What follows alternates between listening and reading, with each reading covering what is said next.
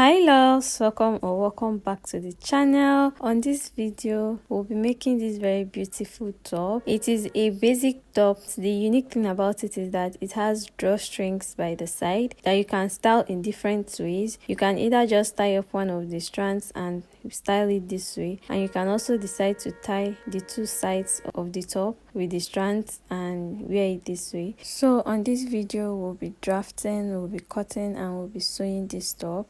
I earlier uploaded how to make the shorts on this channel, so if you're interested in learning how to make the shorts, you can check out the link in the description box. Don't forget to like, share and subscribe. Let's get right into the video.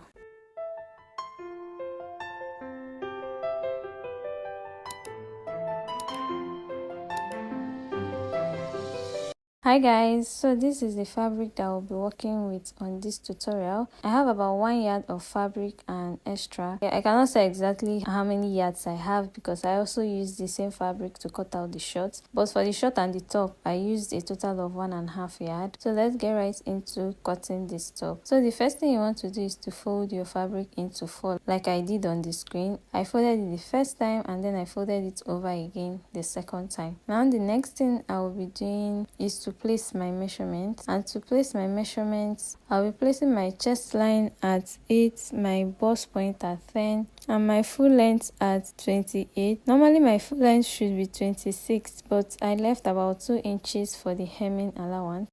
So I'm going to go ahead and label my chest line CL, my bust point B, and my full length FL. Now on the shoulder of this top I'll be going in by 3 inches and coming down by 1 inch.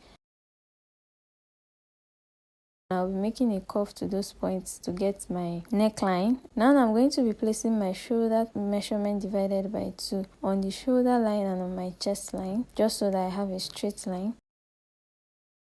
Now on that armhole line I'll be coming down by 1 inch, drawing a slant line to the neck to get my shoulder slope. Okay, now I'm going to go ahead and draw my armhole, and this is what I have. The next measurement I'll be placing is my bust round measurement divided by 4 plus 2 inches. The 2 inches is going to be like ease allowance because I don't want it to be tight. Normally my bust round divided by 4 should be about 8.5 inches, but I'll be marking at 10.5 inches. The extra 2 inches for ease allowance because I don't want the top to be fitted, and then I'll be adding 1 inch for my stitching allowance. On the full length, because this top is going to get to the hip point, placing my hip round divided by 4 plus 2 inches that will be serving as the ease allowance. Then I will be adding 1 inch for stitching allowance. I went ahead to join the points and I will be cutting it out. Now after cutting it out, this is what I have. I have 2 pieces that are the same thing, and I'll be using one for the front piece. Now I'll be adjusting this piece to serve as my front piece, and to do that I'll be coming down on the neckline from the shoulder with about 3.5 inches, and I'll be making a curve to that point.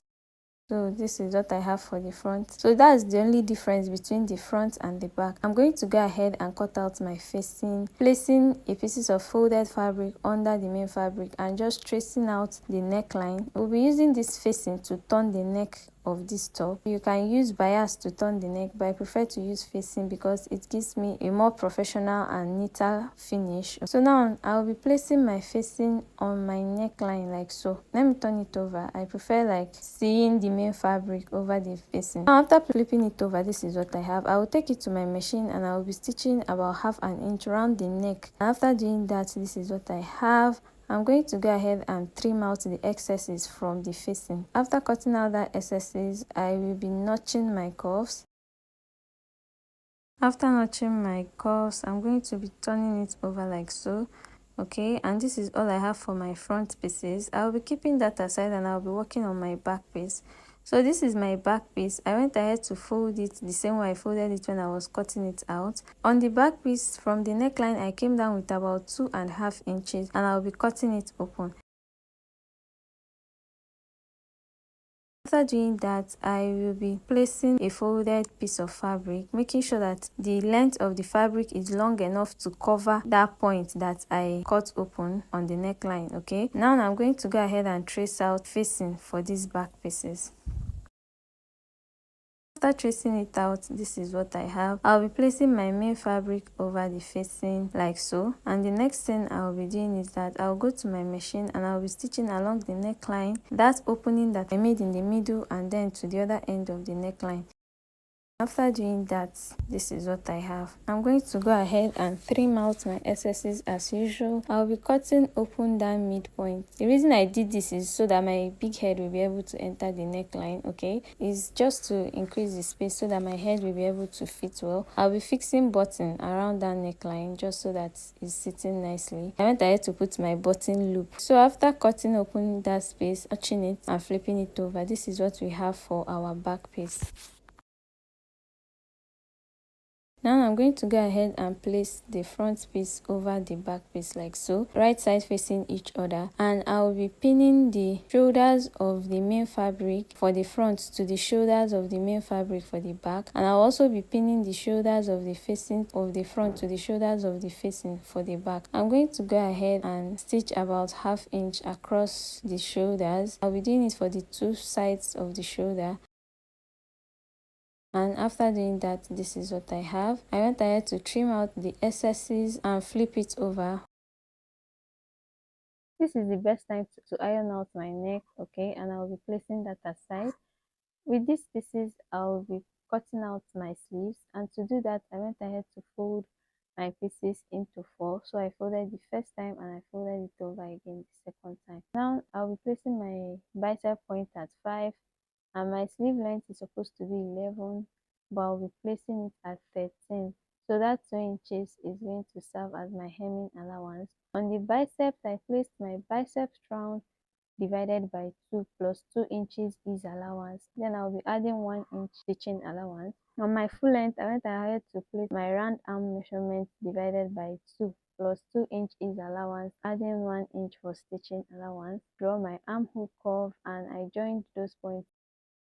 The next thing I will be doing is to cut out this sleeve, and to cut out this sleeve I will start from the full length, and after cutting it out I'll have to fold in that hem. I'm going to be showing you the reason why I folded it before cutting it, but first I will be cutting out the sleeve first, okay?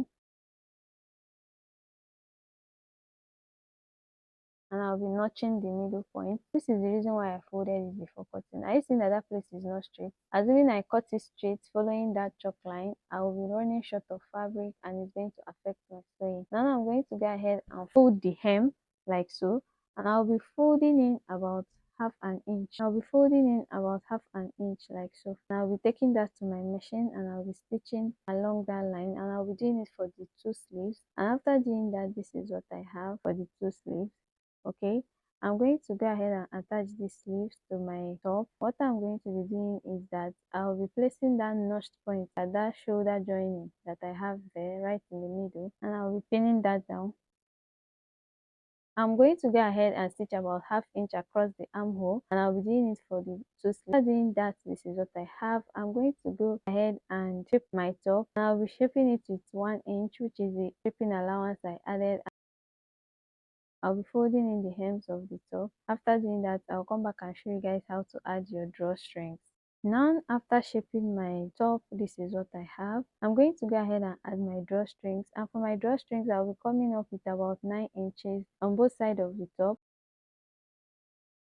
The next thing I'll be doing is to turn this inside out. So I'll be turning it to the wrong side, and I'm going to open up that shaping part, that 1 inch shaping, and I'll be folding in about 1/4 of an inch, and I'll be stitching along that line just so that I have channels to pass this drawstring. I'll be doing it for the both sides of the top, and after doing it what I have, the next thing we'll be doing is to pass our strings inside. We'll be passing our strings through that channel that we created by the side, okay?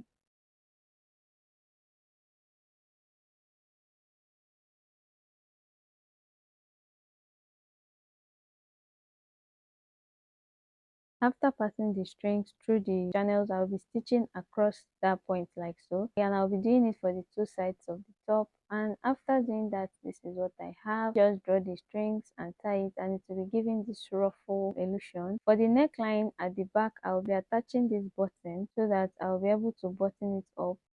I'll go ahead and interlock all the edges of my fabric all the way around, and also interlock the edges of drawstrings. And after doing that, this is my final look. This is what the top looks like. You can see that the fitting is very free and comfortable. It's not tight. I hope this tutorial was helpful. I hope it's detailed enough. If this video was helpful, let me know in the comment section. If you have any question, ask me in the comment section and I'll do well to answer you. Don't forget to like, share and subscribe to the channel, and I'll see you in my next tutorial video. Bye. I'm not gonna waste this joy deep down inside me. I'm not gonna shake. Been stressed for so long, so stuck in my own way.